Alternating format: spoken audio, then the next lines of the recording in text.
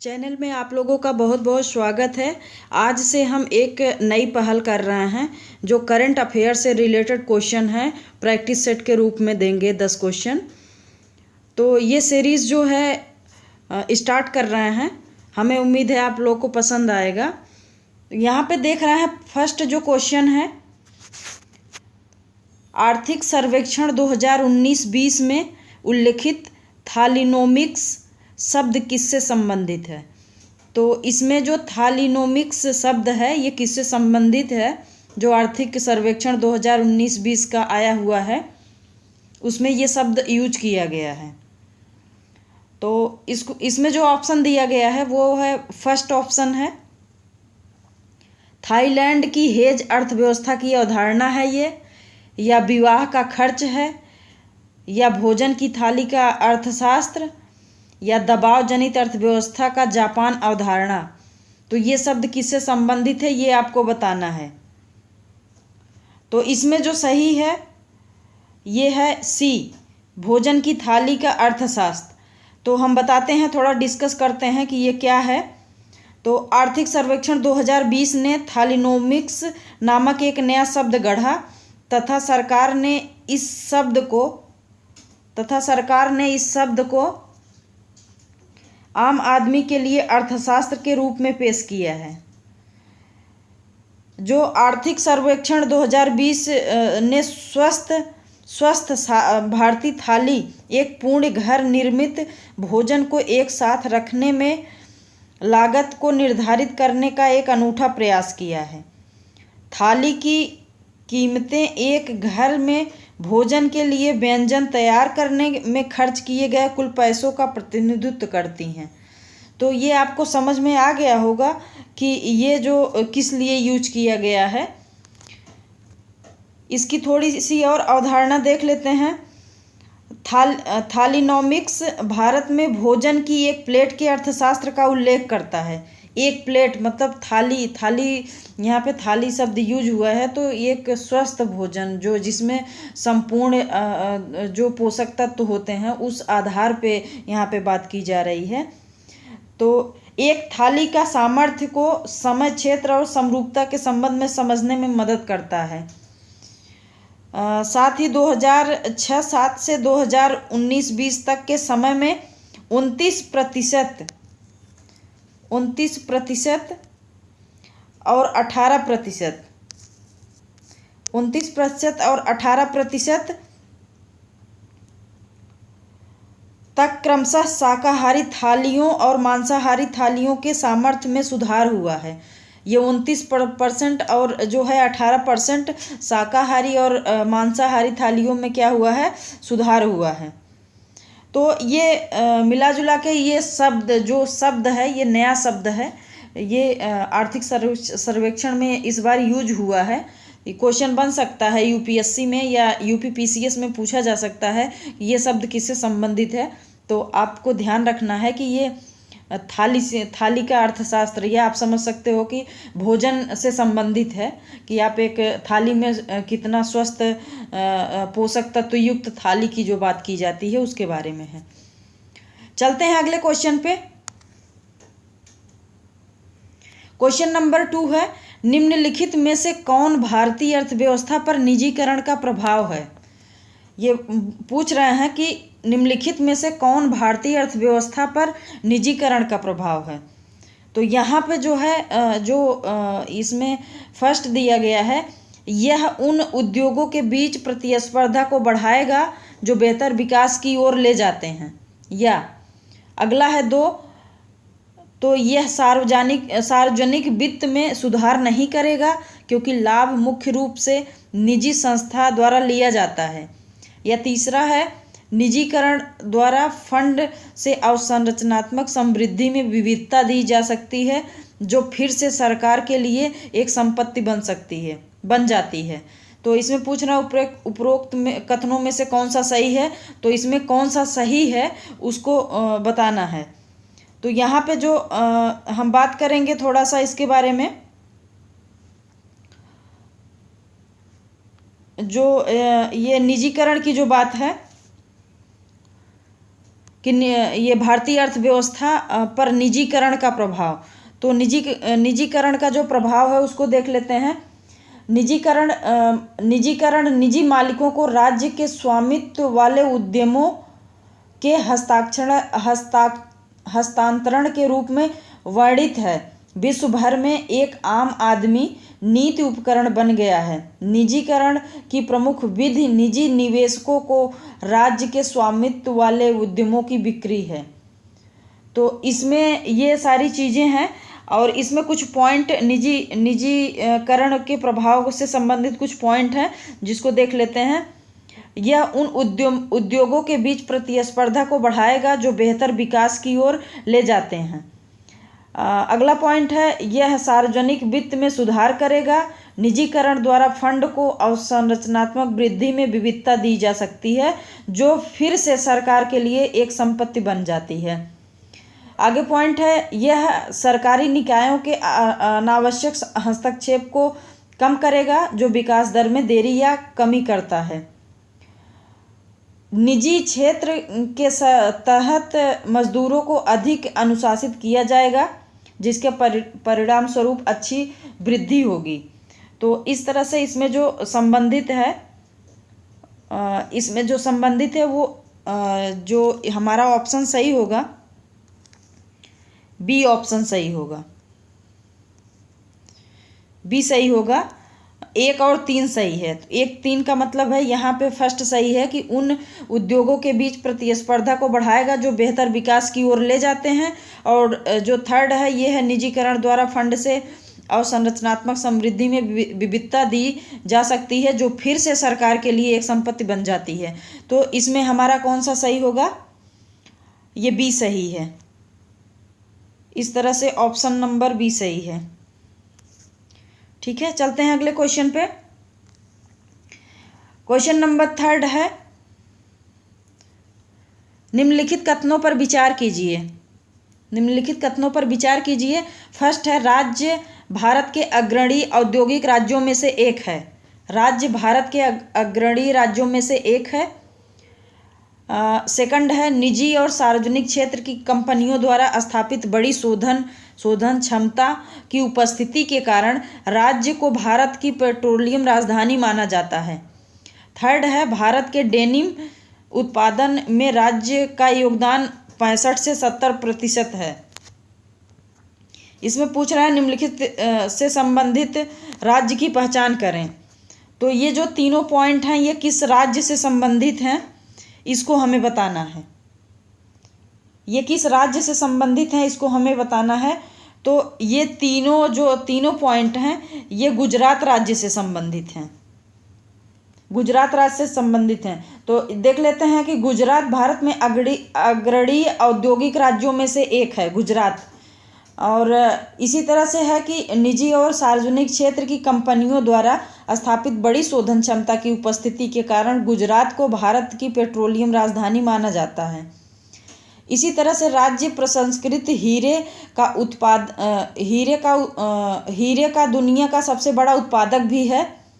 गुजरात राज्य हीरे का दुनिया में सबसे बड़ा उत्पादक राज्य भी है, जो दुनिया के संशोधित हीरे के हिस्से का 72% और भारत के हीरे के निर्यात का 80% हिस्सा है। भारत के डेनिम उत्पादन में 65 से 70% के योगदान के साथ गुजरात देश में डेनिम का सबसे बड़ा निर्माता है और दुनिया में तीसरा सबसे बड़ा निर्माता है। आर्थिक सर्वेक्षण 2019-20 के अनुसार विनिर्माण क्षेत्र में उद्यमशीलता की गतिशीलता गुजरात में सबसे अधिक है। तो ये जो है ये तीनों पॉइंट गुजरात से संबंधित हैं। और गुजरात जो है गुजरात राज्य जो है जो भारत में अग्रणी औद्योगिक राज्यों में से एक है। चलते हैं अगला क्वेश्चन नंबर 4। निम्नलिखित कथनों पर विचार कीजिए। इसमें जो फर्स्ट है ये है, भारत में विश्व का तीसरा सबसे बड़ा उद्यमशीलता पारिस्थितिकी तंत्र है सेकंड है राष्ट्रीय स्टार्टअप सलाहकार परिषद की अध्यक्षता सूक्ष्म, लघु और मध्यम उद्यम मंत्री करेंगे। तो आगे पूछ रहे हैं कि उपरोक्त कथनों में से कौन सा सही है, केवल एक, केवल दो, एक दो, या न तो एक न तो दो। तो इसमें देख लेते हैं कि जो इसका है कि भारत में विश्व का तीसरा सबसे बड़ा उद्यमशीलता पारिस्थितिकी तंत्र है। तो इसमें जो सही होगा वो यही है, फर्स्ट ही सही होगा कि भारत में विश्व का तीसरा सबसे बड़ा उद्यमशीलता पारिस्थितिक तंत्र है। स्टार्टअप का जो सलाहकार परिषद है, इसमें है कि परिषद की अध्यक्षता वाणिज्य और उद्योग मंत्री करेंगे। इनमें केंद्र सरकार द्वारा गैर आधिकारिक सदस्यों को नामित किया जाएगा। किसमें? राष्ट्रीय स्टार्टअप सलाहकार परिषद में। और इसी तरह से है कि जो विभिन्न श्रेणियों जैसे सफल स्टार्टअप के संस्थापकों, व्यक्तियों से लेकर एक्सेलेरेटर आदि के हितों का प्रतिनिधित्व करने में सक्षम है। स्टार्टअप सलाहकार परिषद के गैर आधिकारिक सदस्यों का कार्यकाल 2 साल की अवधि के लिए होगा। तो ये रहे इससे संबंधित कुछ महत्वपूर्ण बिंदु। इस तरह से इसमें जो सही होगा ये हमारा होगा, फर्स्ट है, ऑप्शन नंबर ए सही है। अगले पे चलते हैं। क्वेश्चन नंबर 5, सागर मित्र किससे संबंधित है? मोस्ट इम्पॉर्टेंट है, सागर मित्र किससे संबंधित है? तो इसमें फर्स्ट है कि कोस्ट गार्ड की सहायता करने वाले स्वयं सेवक से संबंधित है, या बी ऑप्शन है उच्च समुद्र में खोए हुए मछुआरों की सहायता करने वाली तकनीकी टीम है, या सी है मत्स्य विस्तार में युवाओं को शामिल करना, या डी है ब्लू फ्लैग प्रमाणीकरण प्राप्त करने के लिए समुद्री तटों की सफाई बनाए रखने में सहायता करने वाले श्रमिकों से संबंधित है। तो ये किससे संबंधित है, इसमें कौन सा सही है? तो इसमें सही है option number C. Option number C सही है कि मत्स्य विस्तार में युवाओं को शामिल करना। तो इसमें थोड़ा सा हम देख लेते हैं बजट। ये सागर मित्र और 500 मछली उत्पाद संगठनों के माध्यम से युवाओं को मत्स्य विस्तार में शामिल करने की घोषणा की गई है। सरकार ने 2024 और 25 तक मत्स्य निर्यात का लक्ष्य 1 लाख करोड़ रुपए निर्धारित किया है। भले ही देश में मत्स्य पालन और जलीय कृषि पर मजबूत अनुसंधान एवं विकास नेटवर्क हैं, लेकिन लैब से लेकर भूमि तक विकासशील कौशल और व्यावसायिक उन्नयन के लिए आशाजनक प्रौद्योगिकियां अपनाने के दायरे का एक बड़ा स्थान है। सागर मित्र पहल से इस अंतर को पाटने की उम्मीद है। तो ये इसलिए चलाया गया है कि इसमें जो है मत्स्य विस्तार में युवाओं को ज़्यादा से ज़्यादा मात्रा में युवाओं को शामिल किया जा सके। तो इसी तरह से इसमें जो सही है ये ऑप्शन नंबर सी है। याद रखिएगा सागर मित्र जो है किससे संबंधित है। अगला क्वेश्चन है क्वेश्चन नंबर 6। कैन इंडिका जो एक पौधे की प्रजाति है किसके संदर्भ में समाचार में थी? ये जो है अभी हाल में समाचार में थी कि जो कैन इंडिका पौधे की एक प्रजाति है, ये समाचार में क्यों थी, किससे संबंधित है? तो ये चिपको आंदोलन से या फिर ये शुष्क क्षेत्रों में से एक गहरे पानी के स्तर की उपस्थिति का संकेत है, या औद्योगिक अपशिष्ट का जल उपचार है, या मलेरिया का संचरण है, क्या है? इसको हम थोड़ा सा समझ लेते हैं कि कैन इंडिका है क्या। तो यहाँ पे देखते हैं कि जो कैन इंडिका है, जिसे आमतौर पर भारतीय शॉट के रूप में जाना जाता है, अफ्रीकी अरारोट, खाद्य कैन, बैगनी अरारोट, सिएरा लियोन अरारोट कैनेसी परिवार में एक पौधे की प्रजाति है। ये एक पौधे की प्रजाति है। यह दक्षिण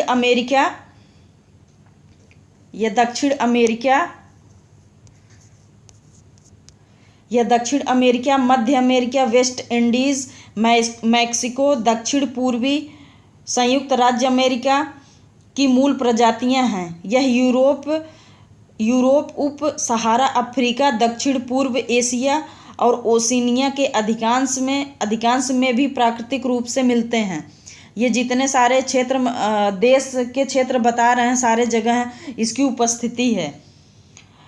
और इसका निर्माण निर्मित अपशिष्ट के माध्यम से औद्योगिक अपशिष्ट जल के उपचार के लिए किया जाता है। यह पेपर मिल अपशिष्ट से उच्च कार्बनिक भार, रंग और क्लोरीन युक्त कार्बनिक यौगिकों को हटाने के लिए प्रभावी है। इस पौधे की जड़ों में मौजूद बैक्टीरिया कैन इंडिका जो इसकी पौधे की जो जड़ है उसमें जो मौजूद होता है केना इंडिका, पौधों की जड़ों में जो केन इंडिका है, ये कैन इंडिका है, इसकी जड़ों में जो मौजूद बैक्टीरिया होता है पानी में मौजूद रसायनों और भारी धातुओं को तोड़ देता है। फिर अवायवीय और वायवीय प्रतिक्रियाओं के कारण प्रदूषण पचा जाते हैं। कुल मिला जुला के सिर्फ हमको इतना समझना है कि ये जो कैन इंडिका है, ये जो है प्रदूषण पानी में जो प्रदूषण होता है उसको ख़त्म करने के लिए ये कारगर है, ये प्रदूषण से संबंधित है। तो जो इसमें हमारा ऑप्शन सही होगा, यहाँ पे औद्योगिक अपशिष्ट जल का उपचार इम्पॉर्टेंट है। ठीक है, चलते हैं अगले क्वेश्चन नंबर 7 देखते हैं।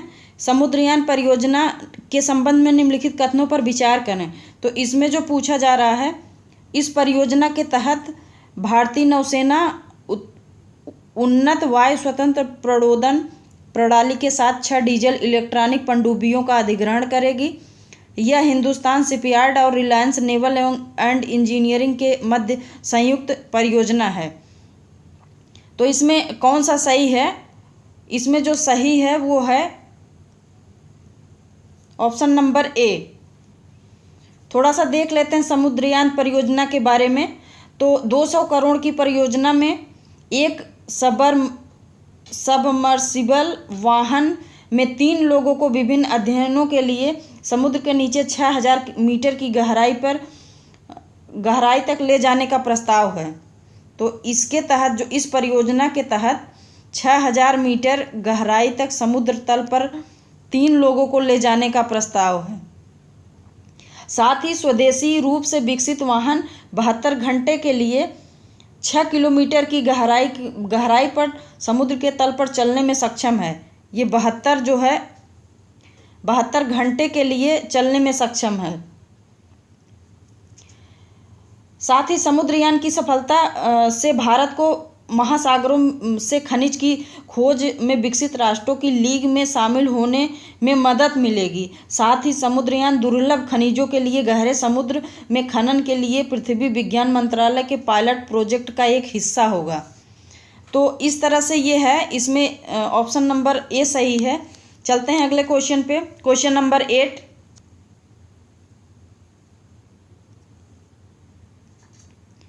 क्वेश्चन नंबर 8 देखते हैं। खाद्य हानि और अपशिष्ट को कम करना रिपोर्ट किसके द्वारा प्रस्तुत की गई है? खाद्य हानि और अपशिष्ट को कम करना, ये रिपोर्ट किसके द्वारा प्रस्तुत की गई है? तो यहाँ पे देख लेते हैं कि ऑप्शन नंबर ए हमारा दिया है विश्व संसाधन संस्थान, खाद्य एवं कृषि संगठन, नीति आयोग या विश्व आर्थिक मंच। तो जो खाद्य हानि और अपशिष्ट को कम करने की रिपोर्ट है, यह विश्व संसाधन संस्थान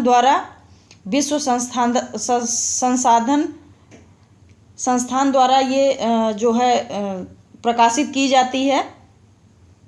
इसने वैश्विक कार्रवाई एजेंडा को आगे रखा है, जो सरकारों, कंपनियों, किसानों और उपभोक्ताओं को सामूहिक रूप से विश्व की खाद्य हानि और अपशिष्ट समस्या को दूर करने के लिए कहता है। तो इस प्रकार से इसमें जो सही है वो ऑप्शन नंबर ए है। चलते हैं अगले क्वेश्चन पे। क्वेश्चन नंबर 9 देखते हैं। क्वेश्चन नंबर 9, अमचंग वन्यजीव अभयारण्य निम्नलिखित में से किस राज्य में स्थित है? तो जो अमचंग वन्यजीव अभयारण्य है ये जो है असम में स्थित है।